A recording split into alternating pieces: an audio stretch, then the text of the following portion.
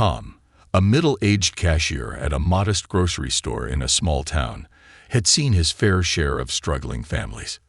Yet something about the young mother standing in front of him that day stirred an unusual urgency within him. Her name was Sarah, and as she approached the register, her eyes carried the heavy shadow of worry. Her two young children stood close by, each clutching an empty bag, their small faces tight with the kind of tension only those who have seen too much hardship too soon can wear. The grocery store was quiet that afternoon, with only a few patrons milling about. Tom watched as Sarah nervously counted the items in her basket and compared them to the handful of coins in her purse. He noticed the strained sighs she tried to hide, her eyes darting between the food and her children, calculating what she could afford to leave behind. The little boy, barely 5, tugged on her coat, his eyes lighting up as he looked at a loaf of bread on the counter. "Mommy, can we have the bread, please?" he whispered, so softly Tom could barely hear. Sarah's voice cracked as she answered, "Maybe next time, sweetheart." She tried to smile, but it faded quickly, her face flushing with embarrassment. Tom knew that look. He'd seen it many times before, and it was one that twisted his heart every time. She reached into her purse again, pulling out coins with hands that trembled ever so slightly, counting them one by one, her lips moving with the numbers. Tom looked at the few items she'd selected: milk, bread, a few fruits, and a box of oatmeal. Essentials, nothing luxurious or excessive. In his years working at the store, he had come across people who tried to game the system, buying things they didn't need while making a fuss over the bill. But this was different. Sarah's entire demeanor spoke of quiet dignity, a kind of determination that seemed to resist asking for help, even in a moment of clear desperation. Without thinking too much, Tom glanced around to ensure his boss wasn't watching. He knew the store policy by heart. No handouts, no bending the rules. The owner, Mr. Lang, ran his business with a strict, unyielding approach and made it clear to employees that he didn't believe in exceptions. But in that moment, Tom made a decision that would change everything. He leaned forward, lowering his voice. "Why don't you take everything in the basket?" he murmured gently, giving her a reassuring nod. "Just take it. I'll handle it."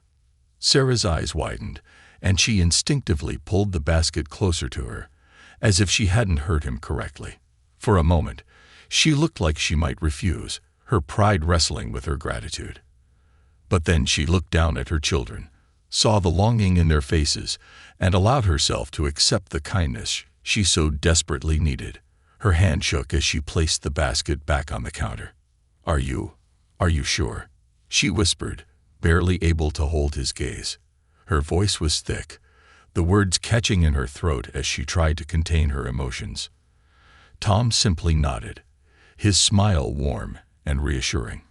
In that brief moment, he saw her shoulders relax, the worry lines around her eyes softening as a tear slipped down her cheek. I don't know how to thank you," she said, her voice breaking. Tom waved his hand dismissively, his heart swelling as he watched her gather her children, the look of relief on her face more than enough gratitude. The children's eyes sparkled with joy as they clutched the loaf of bread, and the girl, a tiny thing with curls framing her face, looked up at Tom and whispered a small, shy, "Thank you." As Sarah hurried out of the store with her children, Tom couldn't help but feel a profound satisfaction. He had done something small, but meaningful. Little did he know that his act of kindness was not as private as he had assumed. Just as Sarah left, a figure stepped out from behind one of the aisles. It was a co-worker, Lisa, who had been restocking shelves nearby. She had seen the entire exchange, from the way Tom had spoken to Sarah to the quiet gift he'd given her. Her expression was unreadable, and for a moment, she and Tom locked eyes. "Tom, did you just let her?"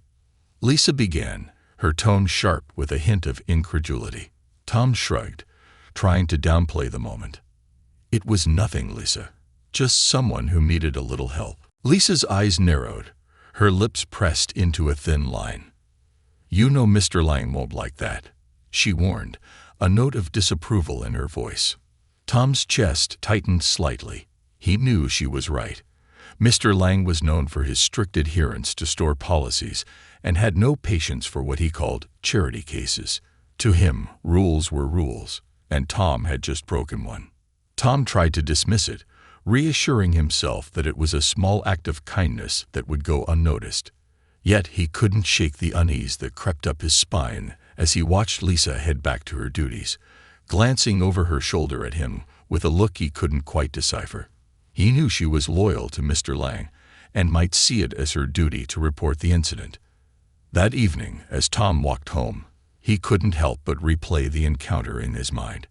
He felt a pang of worry about the potential fallout at work, but each time he pictured Sarah's grateful face, he felt his resolve strengthen. Helping her had felt right, and if he faced consequences, then so be it. Yet, as he closed his front door, a shadow of doubt lingered. What if his small act of kindness spiraled into something much larger, something beyond his control? As Tom settled into bed that night, he had no idea that the next morning would bring unexpected challenges, setting off a series of events that would touch not only his life but the entire community. All he knew was that he had helped someone in need, and he could only hope that it wouldn't come back to haunt him. But deep down, he sensed that this act of compassion, as simple as it had been, would ripple out in ways he hadn't yet begun to imagine. The next morning, Tom arrived at the grocery store, a sense of apprehension clinging to him like a shadow. He'd spent much of the previous night replaying his quiet act of kindness, wondering if Lisa would say anything to Mr. Lang. As he clocked in and slipped on his apron, he caught sight of her down one of the aisles, restocking shelves with the same focused intensity she applied to every task. She glanced his way for a split second, her gaze sharp and unreadable, and Tom felt his stomach tighten. He couldn't tell if she would keep his secret or let it slip to their uncompromising boss. The day moved slowly, each minute stretching longer than usual as Tom served customer after customer. Every time Mr. Lang walked by, Tom felt the hair on the back of his neck prickle, expecting at any moment to be called into the cramped office at the back of the store. But the hours passed without incident. Perhaps, he thought, he'd get away with it. Maybe Lisa would keep silent, after all. Then, just before his lunch break, Tom saw Sarah again. She was hovering by the entrance, holding her daughter's hand while her son clung to her coat. She looked hesitant, glancing around as if she wasn't sure she'd be welcome. Tom gave her a small wave, hoping to put her at ease, but her face held a mix of gratitude and guilt. She approached him cautiously, her steps slow, her eyes darting toward the back of the store, as if Mr. Lang might appear at any moment. "Tom," she whispered, leaning in slightly. I wanted to thank you again for yesterday. I didn't mean to put you in a difficult position. I know it was against the rules, and I hope I haven't caused you any trouble." Her words tumbled out in a flurry of emotion, each syllable soaked in genuine concern. Tom smiled, shaking his head to reassure her. "Don't worry about it, Sarah. Sometimes rules are meant to be bent a little. I'm just glad I could help you and the kids. That's what matters." Sarah's relief was palpable, but it was quickly replaced by a flicker of worry. "I'm actually here to return the favor, in a way. I managed to find a little work last night, some cleaning, just for a few hours. I wanted to pay back what I owe." She opened her purse, and Tom saw the crumpled bills and coins she'd managed to scrape together. It was barely enough to cover the items he'd given her, but he could tell it was all she had. His heart ached at the sight of it. Here was a woman barely holding her life together, yet determined to repay even the smallest debt. Tom placed a gentle hand on hers, closing the purse softly. "You don't owe me anything, Sarah. Take that money and use it for your family. Really. Consider it a gift." Her eyes filled with tears, and for a moment it looked as if she might argue. But she nodded, understanding that this was one kindness she could accept without strings attached. Their conversation was interrupted by the sound of a throat clearing. Tom turned to see Mr. Lang standing a few feet away, his face as stern as ever. A chill ran through Tom as he realized that Mr. Lang had likely overheard part of their exchange. Sarah quickly excused herself, giving Tom a final, grateful look before hurrying out of the store with her children. "Tom, in my office," Mr. Lang ordered, his voice cold and businesslike. Tom swallowed, feeling a knot form in his stomach, but he steeled himself and followed his boss to the back room, where the walls seemed to close in tighter than usual. Mr. Lang shut the door behind them and gestured for Tom to take a seat. "Do you want to explain to me what that was all about?" Mr. Lang began, his tone calm but laced with a subtle edge. "Lisa mentioned that you gave away merchandise yesterday. For free." Tom took a deep breath, trying to steady himself. "Mr. Lang, it was just a one-time thing. She was in a tough spot. A few groceries. It was nothing major. I thought it was the right thing to do." Mr. Lang's expression remained unreadable as he leaned back in his chair, folding his arms. "The right thing to do, huh? And who gets to decide what's right or wrong in my store, Tom? You? Is that part of your job description?" Tom clenched his hands in his lap, feeling the weight of his boss's words settle heavily upon him. He had no defense, no argument that would satisfy the rigid expectations of a man like Mr. Lang. Yet he couldn't bring himself to apologize for what he'd done. The memory of Sarah's relief, of her children's grateful smiles, was too fresh, too real. He looked down, feeling the sting of defeat even before his boss spoke again. "Look, Tom," Mr. Lang continued, his tone softening ever so slightly. "I get that you were trying to help, but this is a business. People pay for what they take. That's how it works. If we start handing things out for free, even just once, then where does it end?" Tom nodded, feeling the helplessness tighten around him like a vice. He understood Mr. Lang's point, but something inside him wouldn't let go. "Mr. Lang, have you ever been in a position where you couldn't feed your family?" he asked, his voice barely above a whisper. The question seemed to catch Mr. Lang off guard. His face tightened for a moment, and a flicker of something unreadable passed across his eyes. But it vanished as quickly as it came, replaced by his usual sternness. "That's beside the point," he replied brusquely. "This isn't a charity, and I can't have my employees giving away product on a whim." Tom knew he was on the brink of losing his job, and yet he couldn't regret his actions. If he were given the chance to do it all over again, he knew he wouldn't hesitate. But as he sat there, facing the consequences, he realized that he might have to make a choice between following the rules and following his heart. "Here's what I'm going to do," Mr. Lang said finally, breaking the tense silence. "I'm not going to fire you. Not this time. But this is your only warning, Tom. No more handouts. Do you understand?"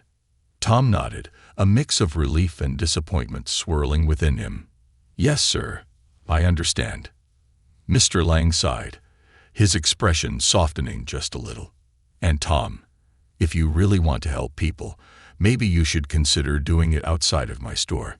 The conversation ended, and Tom left the office feeling chastened but resolute.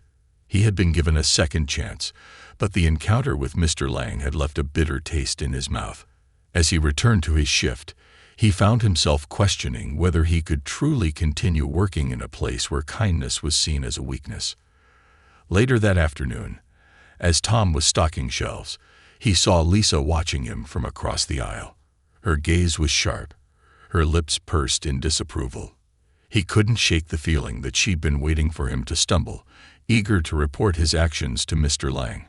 She was loyal to the store, dedicated to upholding its rules, and she saw Tom's small act of kindness as a betrayal. But Tom sensed there was something more to her disapproval, a hidden resentment that went beyond mere rule-breaking. When their paths crossed in the break room, Lisa didn't waste a moment.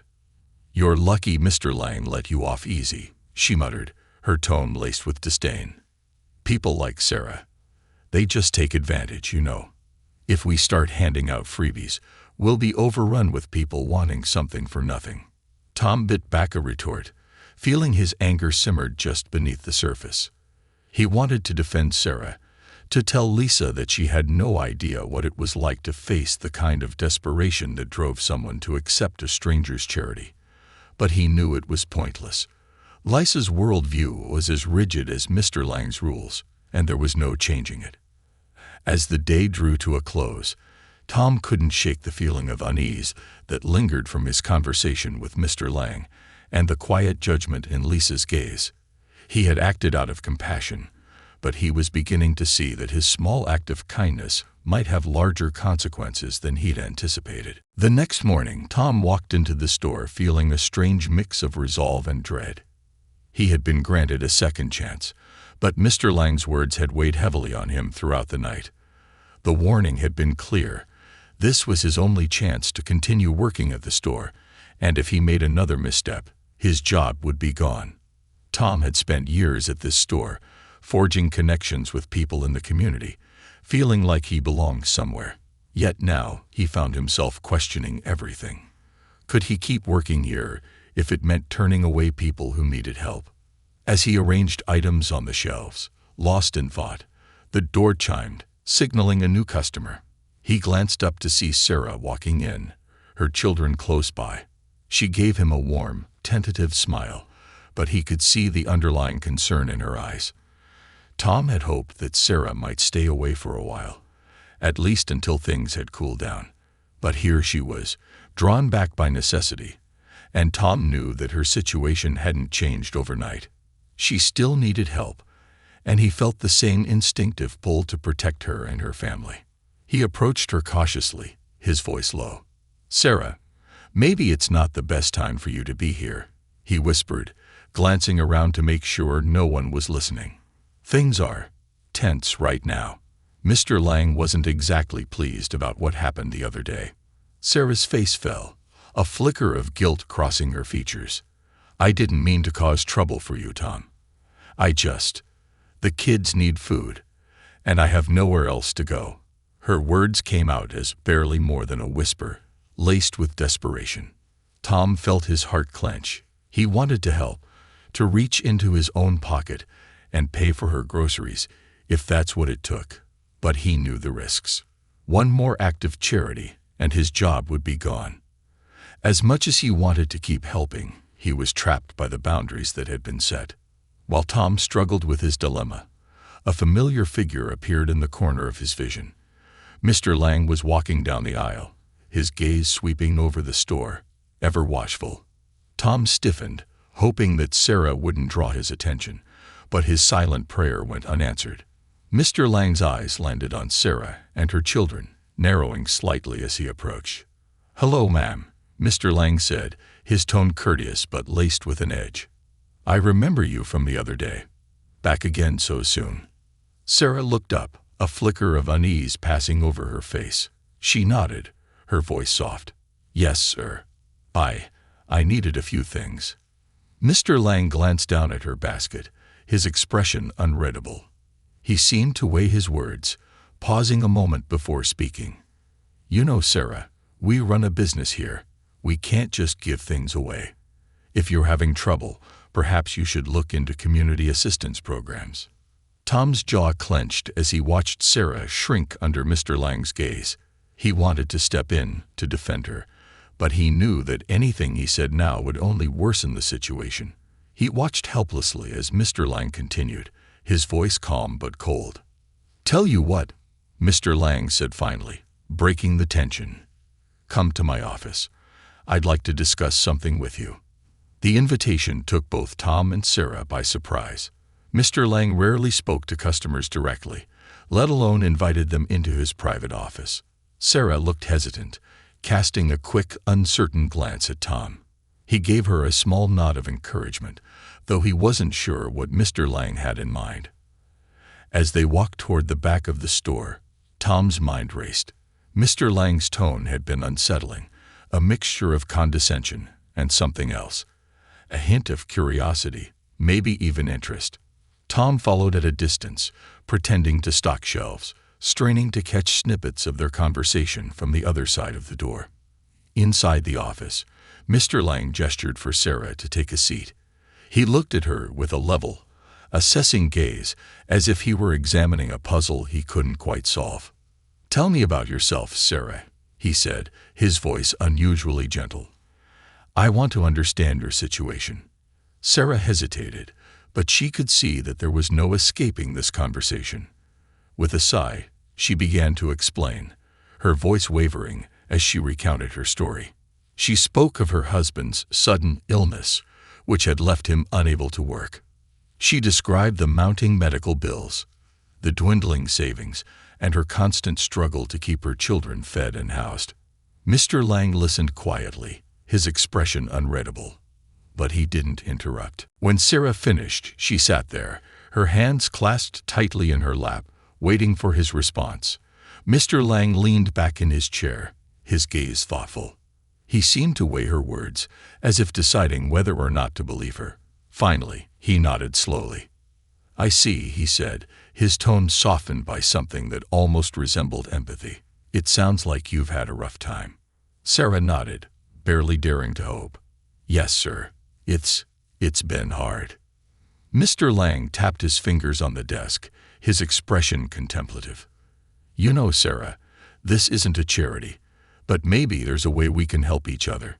Her eyes widened slightly, and Tom, listening outside the door, felt a surge of curiosity. What did Mr. Lang mean by that? It wasn't like him to offer help without expecting something in return.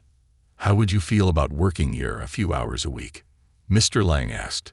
"Nothing permanent, just enough to cover what you need. You can do some restocking, maybe help with cleaning. In return, we can work something out with your groceries. Sound fair?" Sarah blinked, clearly taken aback by the offer. She hadn't expected any kindness from Mr. Lang, not after the way he'd looked at her with such cold scrutiny. But here he was, offering her a lifeline, a chance to earn her way while still taking care of her family. "Yes," she said quickly, her voice filled with relief. "Yes, that would be wonderful. Thank you, sir." Mr. Lang nodded, offering her a thin smile. "Good. We'll start you on a trial basis and see how things go. Tom can show you the ropes." When they emerged from the office, Tom looked at Sarah, a mixture of relief and surprise written across his face.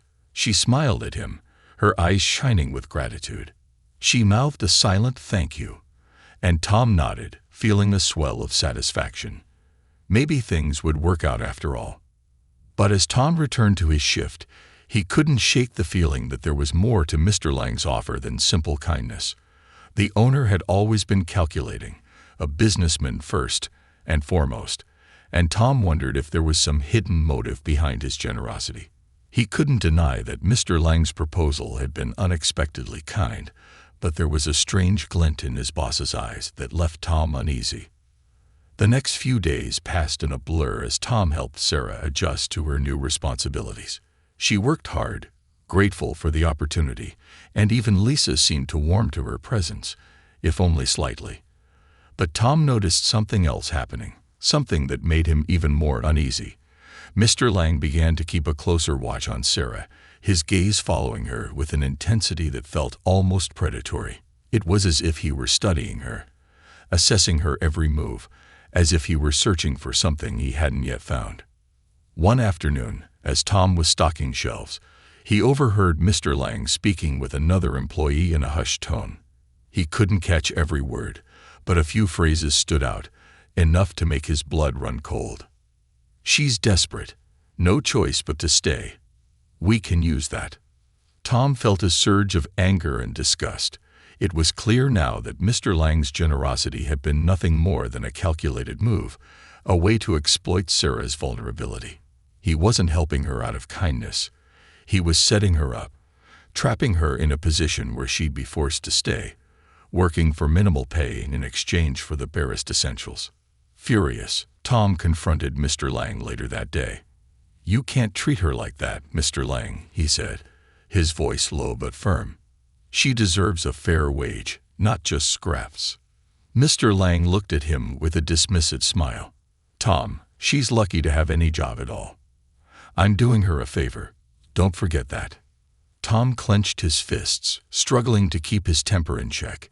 He knew that if he pushed too hard, He'd be out of a job himself, but he couldn't stand by and watch Sarah be taken advantage of. He decided then and there that he would find a way to help her, to make sure she wasn't trapped in Mr. Lang's twisted version of charity. As Tom walked home that night, he felt a renewed sense of purpose. He couldn't change the world, but he could help one person, even if it meant risking everything. And in that moment, he knew he would do whatever it took to set things right, no matter the cost. Tom spent the night tossing and turning, his mind racing with ways to help Sarah escape the trap Mr. Lang had laid out for her. Every time he thought about her working long hours for almost nothing, under the pretense of earning the essentials she needed, a fire of determination sparked within him. Mr. Lang's manipulation felt like a betrayal not only to Sarah, but to the entire community that shopped at the store, thinking it was a place that valued its people. The next morning, Tom arrived at the store early, hoping to have a word with Sarah before her shift. He found her in the break room, sipping a cup of lukewarm coffee, her expression tired yet grateful. There was a quiet strength in her, the kind that came from years of resilience, but Tom could see the strain around her eyes, the toll that her circumstances were taking. "Sarah," he began, sitting across from her, "we need to talk about this job." She looked at him, her brow furrowing. "What do you mean, Tom? It's more than I could have asked for. I know Mr. Lang might not be the easiest to work for, but I'm grateful for the chance to support my family, even if it's just a few groceries." Tom hesitated, choosing his words carefully. "I know, Sarah, but it's more than that. Mr. Lang, he's not doing this out of kindness. He's trapping you, offering you just enough to keep you dependent on him without giving you a real chance to stand on your own." Sarah looked away, her face tightening with discomfort. "I know it's not perfect, Tom, but what choice do I have? This is the only option I've been given. Without this, I don't know how I'd feed my kids." Her words cut through him, highlighting the painful reality she faced. She was right, of course. In her situation, she couldn't afford to turn down any help, no matter how conditional or exploitative it might be. Still, Tom couldn't shake the feeling that there had to be another way. As the morning wore on, he found himself grappling with an idea that had been lingering at the back of his mind. The store had a loyal customer base, people who knew and respected Tom after years of interaction. What if he thought he could rally them together? What if he could appeal to their sense of community, to help Sarah find a way out without relying on Mr. Lang's grudging charity? During his lunch break, Tom started putting his plan into action. He approached a few regular customers he knew well, carefully choosing people he believed would be sympathetic to Sarah's plight. He told them her story, without giving away too many personal details, and explained how she had fallen into hardship. He spoke with sincerity and conviction, his words carrying the weight of his dedication. To his relief, most of the people he spoke with responded warmly, expressing a desire to help however they could. A few offered to donate money or groceries, while others suggested contacting local shelters and organizations that could provide assistance. Tom began to feel a glimmer of hope, a sense that maybe, just maybe, he could build a network of support around Sarah that would allow her to break free from Mr. Lang's control. As word spread through the community, more and more people began to show their support. Some customers started discreetly paying for extra groceries during their visits, asking Tom to set them aside for Sarah. Others came forward with leads on part-time work or resources that could help her make ends meet without relying on Mr. Lang's exploitative arrangement. The response was overwhelming, a testament to the strength of the community and the compassion that lay beneath the surface of the town's everyday routines. However, as more people became involved, it became increasingly difficult to keep the initiative hidden from Mr. Lang. Despite Tom's best efforts, word of the support network eventually reached the owner, and his reaction was swift and furious. He summoned Tom to his office, his face red with anger, his eyes blazing with a mixture of disbelief and outrage. "Tom, what do you think you're doing?" Mr. Lang demanded, his voice dripping with barely contained rage. "I gave that woman a chance she wouldn't have gotten anywhere else, and now you're going behind my back." undermining my generosity. Tom stood his ground, feeling his own anger rising to match Mr. Lang's. Your generosity? Mr. Lang, what you offered wasn't a real opportunity. It was a way to control her, to keep her dependent on you. All we're doing is trying to give her a chance to stand on her own, to make her own choices without having to rely on scraps. Mr. Lang sneered, his face twisting with disdain. Is that so? And who's paying for all of this, Tom? Who's footing the bill for your little charity project? I run a business, not a shelter. Tom took a deep breath, willing himself to stay calm. You're right, Mr. Lang. It is a business. But a business doesn't have to treat people like pawns. You're taking advantage of someone's vulnerability, and that's not something I'm willing to stand by and watch. Mr. Lang's face darkened, and for a moment, Tom thought he might lash out. But instead, the owner's expression shifted, a calculating look replacing his anger. Fine, Tom. If you feel so strongly about it, maybe you're not cut out to work here anymore. You can join your little charity project full-time. For all I care. Tom's heart pounded as the reality of Mr. Lang's words sank in. He had known there was a risk, but the thought of losing his job still hit him like a punch to the gut. He thought of the years he'd spent in the store, the relationships he'd built, the stability it had provided him. And yet, as he looked into Mr. Lang's cold, unyielding gaze, he realized that he couldn't stay. Not under these conditions. Maybe you're right, Tom said quietly, his voice steady. If this is what it takes to work here, then I don't belong. Mr. Lang's eyes narrowed, but he didn't respond. Tom turned and walked out of the office, his mind reeling with a mix of fear and determination. He had no idea what the future held, but he knew he had made the right decision. As he stepped into the main part of the store, he was met by Sarah, who had overheard parts of the conversation. Her face was a mixture of shock and guilt, her eyes wide with disbelief. Tom, I didn't mean for this to happen. I didn't want you to lose your job because of me, she whispered, her voice trembling. Tom gave her a reassuring smile, his resolve strengthening. This isn't your fault, Sarah. You didn't ask for this, and you don't owe anyone an apology. Sometimes, doing the right thing comes at a cost, but I wouldn't change a thing. In the days that followed, Tom's story spread throughout the community. News of his departure from the store and his stand against Mr. Lang's exploitative practices ignited a fire of support from the townspeople. Customers who had once been loyal to the store began shopping elsewhere, expressing their disappointment with Mr. Lang's behavior. A local newspaper even picked up the story, framing it as an example of how small acts of kindness could challenge systems of exploitation. Tom found himself at the center of a groundswell of support, with community members rallying around him and Sarah. People donated money, offered part-time work, and even arranged temporary housing for Sarah and her children until she could get back on her feet. Sarah, overwhelmed by the generosity and unity of the community, began volunteering at a local shelter, paying forward the kindness she had received. Mr. Lang's store, once a staple of the community, began to see a decline in business as word spread. People were no longer willing to support a place that prioritized profits over people, and the once thriving store became a symbol of greed and indifference.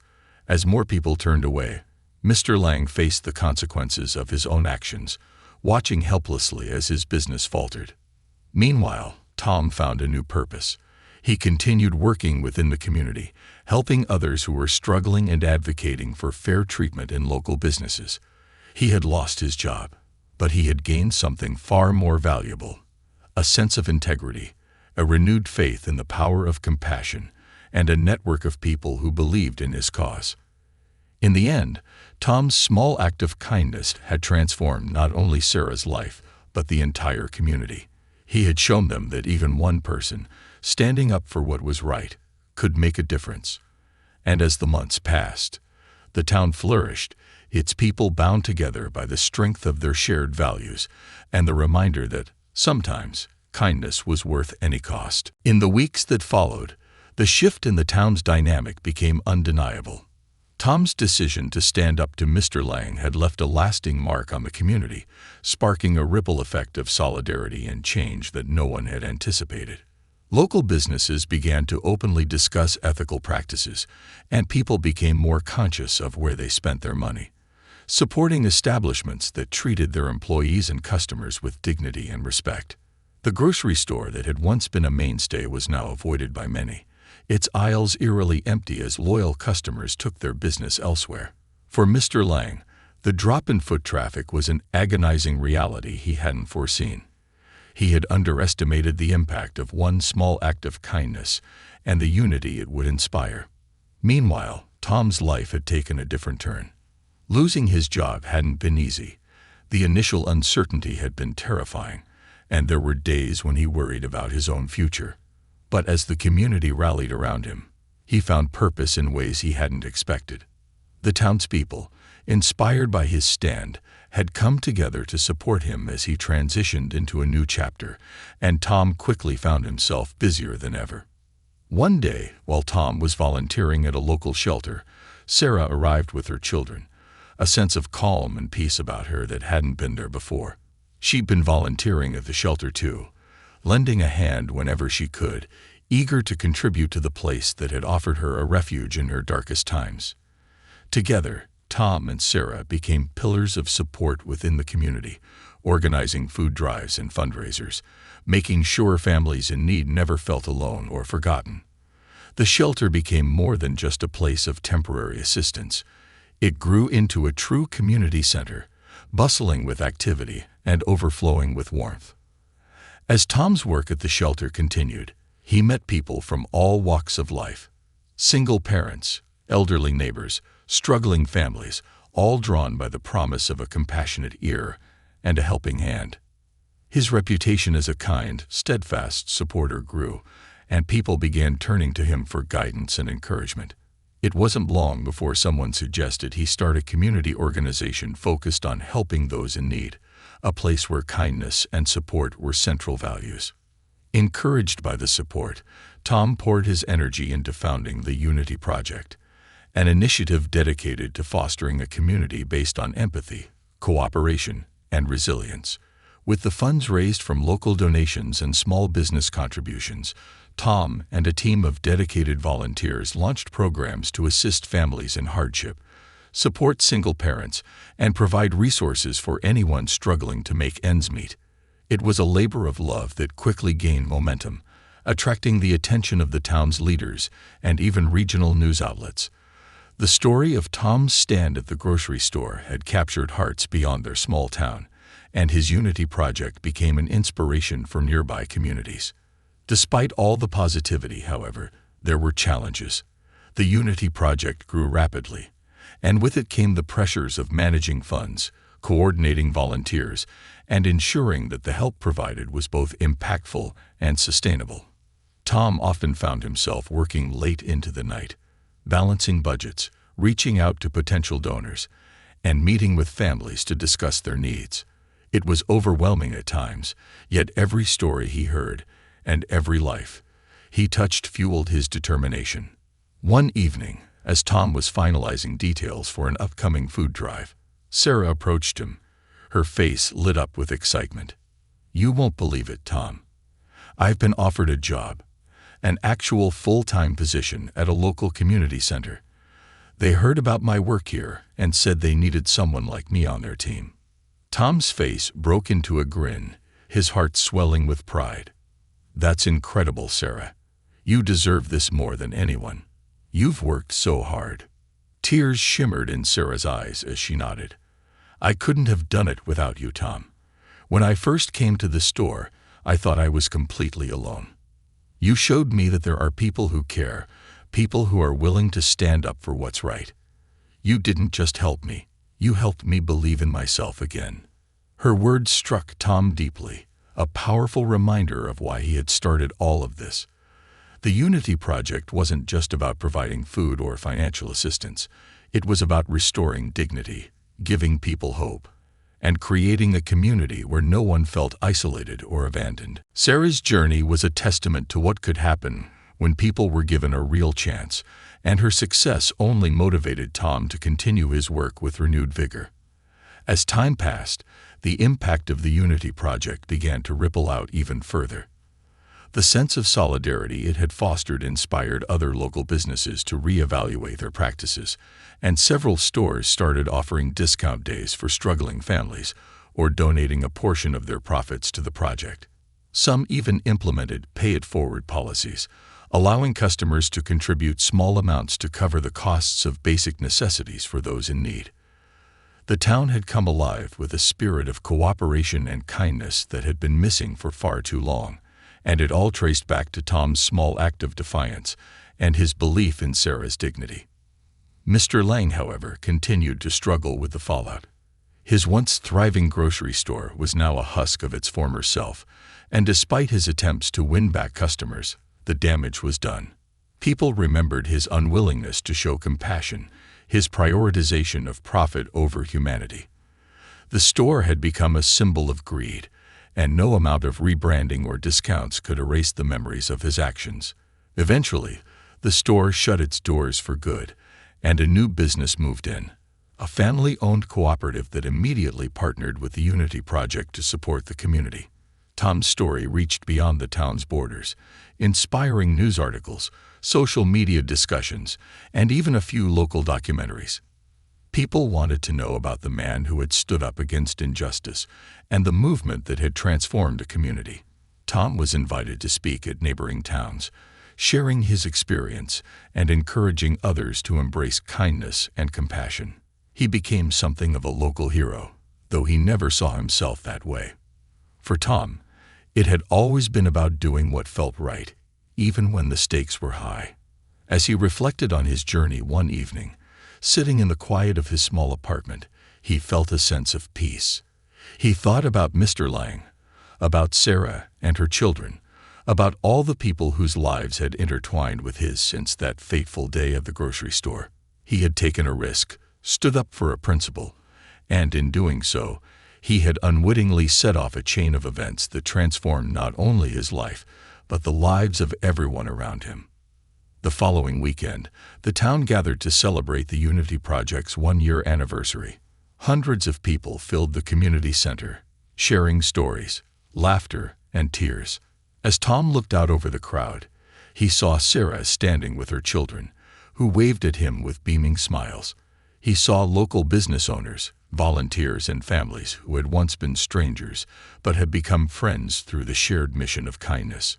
In his speech, Tom reflected on the power of small acts of kindness, urging everyone to remember that real change often starts with one person's willingness to take a stand. He ended his speech with a simple, heartfelt message that left the room silent with contemplation. Imagine what our world would look like if everyone chose kindness, even when it costs something. What kind of future could we build together? The audience erupted into applause, and Tom knew that the question would linger in their hearts, inspiring them to keep building on the foundation of compassion that had been laid. His journey had begun with a single act of defiance, a decision to do what felt right. And as he looked around the room, filled with people united by that same spirit, he knew that his story and the Unity Project's mission was far from over. As the Unity Project continued to grow, Tom found himself busier than ever. What had started as a small act of kindness had blossomed into a full-scale movement, transforming his town in ways he could never have imagined. His days were filled with meetings, community events, and outreach programs, each one adding new members to the ever-expanding network of people committed to helping one another. The project had become more than a lifeline for those in need. It was a powerful reminder of what a community could accomplish when united by a common purpose. Months turned into a year, and the Unity Project's impact became undeniable. Families who had once struggled to put food on the table now had access to affordable groceries, job training programs, and educational resources. Small businesses that partnered with the project thrived as townspeople rallied around them, choosing to support establishments that prioritized compassion over profit. Volunteers came from neighboring towns, inspired by the stories they'd heard about the Unity Project, eager to bring a piece of that spirit back to their own communities. Tom found himself pulled into the role of a leader, a position he had never sought but embraced wholeheartedly. His quiet demeanor and unassuming nature endeared him to everyone he worked with, and his unwavering dedication to the cause earned him deep respect. He was the heart and soul of the project, a humble yet powerful figure who led by example. For Tom, each success was a testament to the power of compassion, a validation of his decision to stand up to Mr. Lang all those months ago. Yet, as with any growing initiative, the Unity Project faced challenges. As word of its success spread, more people reached out for assistance, and the demands on resources grew. The initial donations and support from local businesses, while generous, were beginning to stretch thin. Tom found himself at a crossroads, grappling with how to keep the project sustainable without losing its core values.